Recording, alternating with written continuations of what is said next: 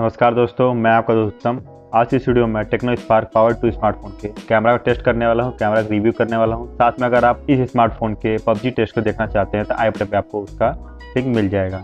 तो चलिए बात करते हैं इसके कैमरा सेटअप के बारे में। रेयर में हमें क्वाड कैमरा सेटअप देखने को मिलता है, जिसमें मेन कैमरा है वो 16 मेगापिक्सल का f1.8 अपर्चर के साथ आता है। वहीं हमें 5 मेगापिक्सल का अल्ट्रा वाइड एंगल कैमरा देखने को मिलता है 115 डिग्री के साथ, और 2 मेगापिक्सल का माइक्रो कैमरा मिलता है, और एक हमें डेप्थ सेंसर देखने को मिलता है, और जिसमें हम फुल HD 30 FPS पे वीडियो रिकॉर्ड कर सकते हैं। और फ्रंट कैमरे की बात करें तो हमें 16 मेगापिक्सल का f2.0 अपर्चर के साथ कैमरा मिलता है, जो डुअल LED फ्लैश के साथ आता है, और जिसमें हम फुल HD 30 FPS पे वीडियो रिकॉर्ड कर सकते हैं।